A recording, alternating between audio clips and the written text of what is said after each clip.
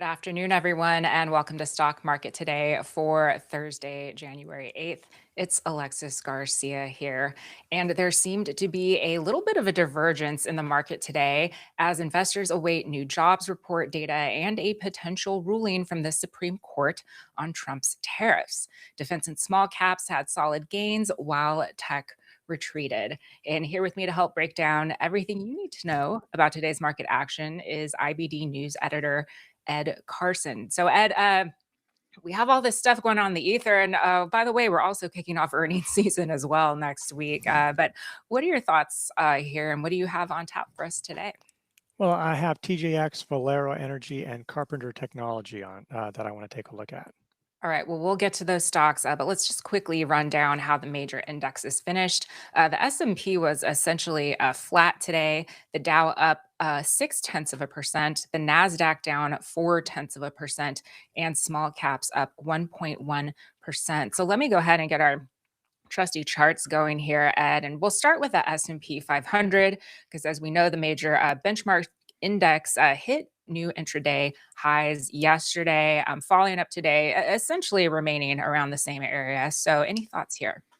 Yeah, I mean, the S&P ultimately is where I think people should be thinking too much because it's like we're flat. It was a very mixed day, but that can happen on day to day. I mean, yesterday the Nasdaq led, today the Nasdaq lagged. So, but still all the major indexes are close to record highs. It's definitely a market where you want to try to be diversified. There's a lot of sectors that are working well, so you want to try to find leading stocks in different areas. Maybe not have everything be high beta names, certainly not high beta AI names, but taking advantage of that. And also, just so you have to be, there's opportunities, but you definitely can't just set it and forget it. Like there's some rallies where if you did just sort of walk away, everything's going to be fine for a while. There was, just look at how things were. Nasdaq came down. It was actually worse than that. The Nasdaq, the damage in techs was worse than that loss. We'll look at some other things that will make that clear.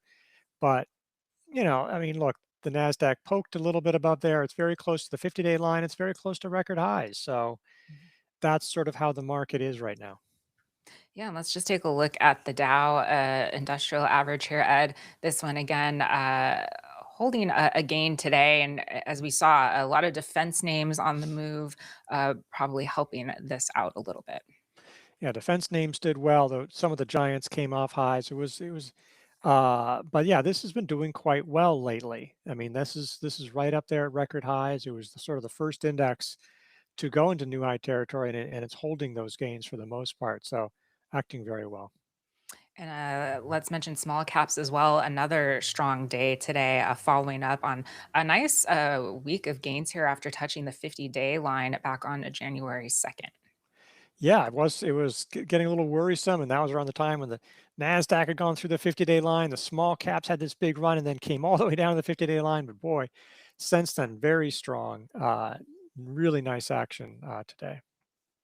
And we talked a little bit at the beginning, and I know you and the IBD Live team, especially this morning, it just seems like maybe there's a little bit of divergence happening in the market today. We're looking at RSP, this up almost 0.9%. But when you look at QQEW, that's the NASDAQ 100 select equal weighted ETF, this one down 1.5% today.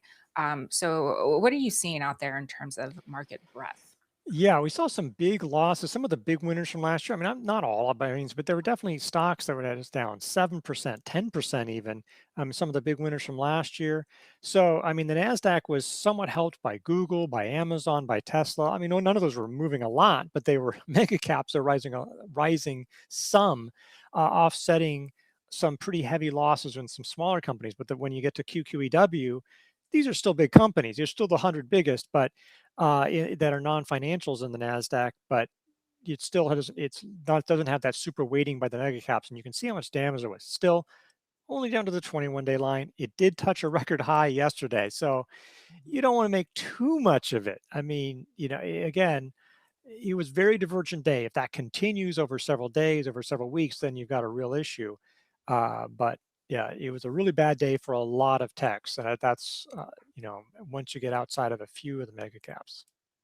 Yeah, and let's dive into that. Start by looking at SMH. That's the VanEck Semiconductor ETF. This one down 1.5% today. Yeah, I mean, Nvidia was down 2%, but there's a lot of names in here that were down quite a bit, and some of the names that were, even harder. So Nvidia went through the 50-day line. So there's definitely some weakness in the chips that have been holding up.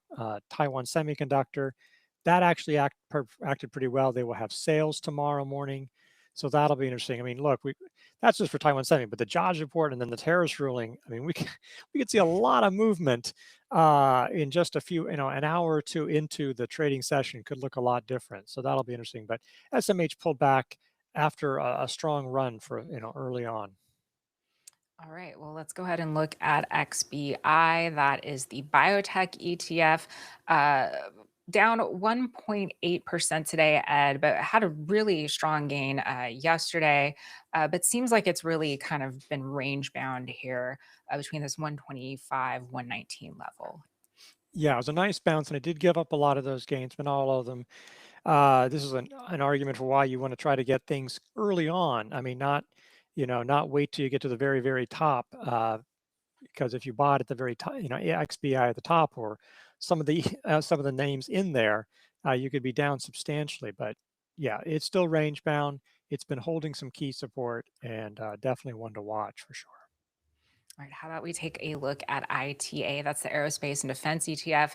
And again, defense stocks having a pretty good day. This up about 0.4%, Ed, but really kind of giving back some of the gains, finishing in the lower end of that trading range. It was a strange day because the defense giants jumped on this news that President Trump says, "Hey, we're going to sharply increase the defense budget." And whether or not that happens or not, that may not happen. But even a decent gain increase in there, assuming you're not spending it on the troops, you're spending it on weapons, that can mean a lot of money for companies in there.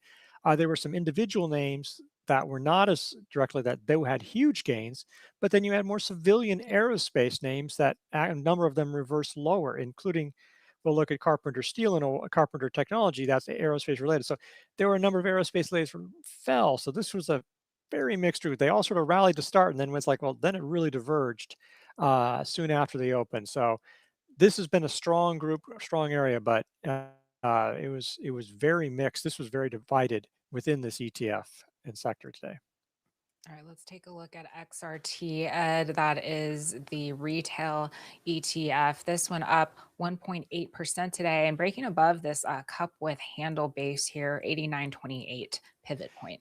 Yeah, there were a lot of retailers that did well today. Some of them were out of position, but showing real strength here. And uh, again, consumers doing well here. For all the talking about concerns about it, we're concerned about jobs, but consumers are still spending one way or another. And so, there was definitely some breadth today.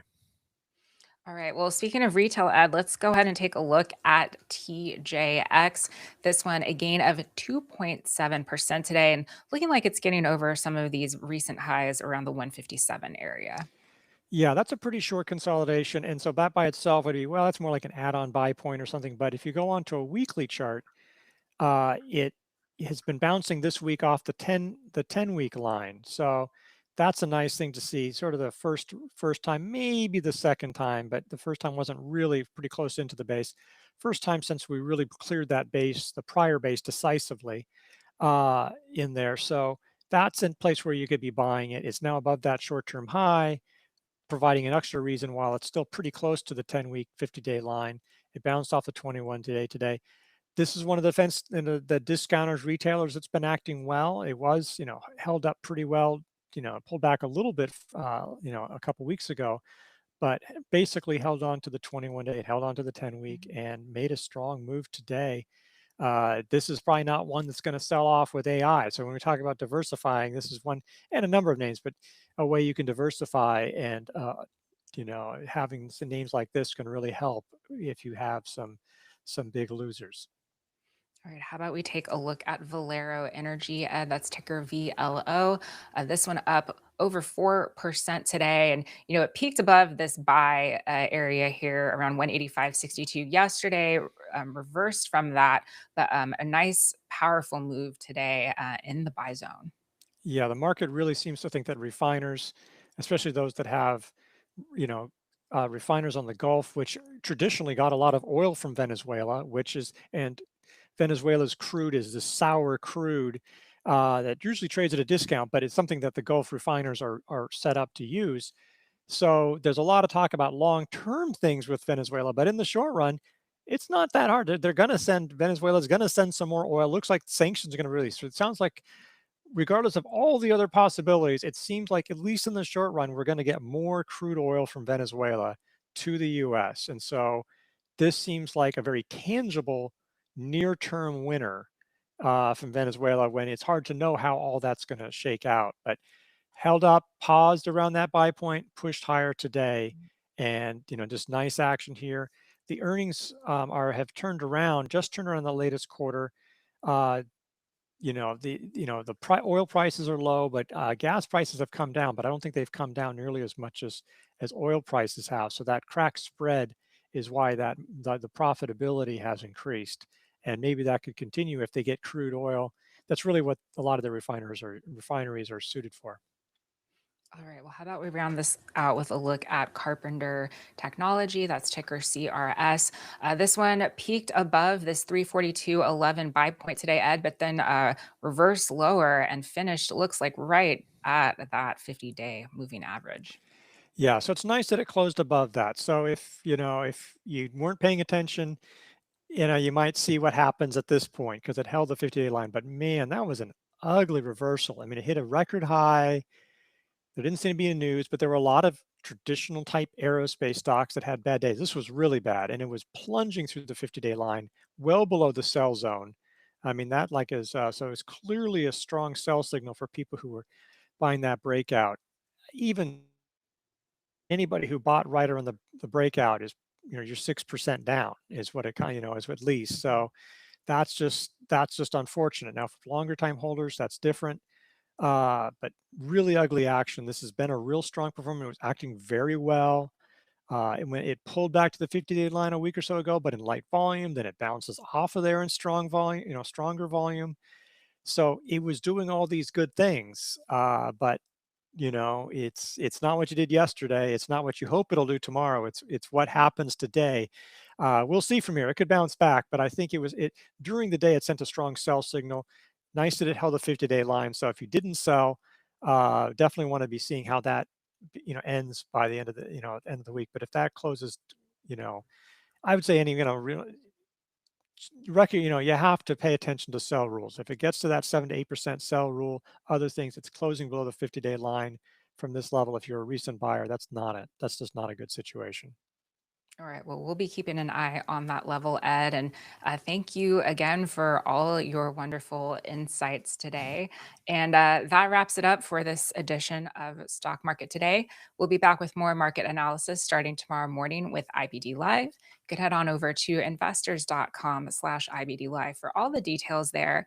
And Justin and Webby will be back tomorrow to give you their weekly take on the market. So you won't want to miss that. So that'll be tomorrow after the closing bell. Thanks so much for watching. We'll see you then.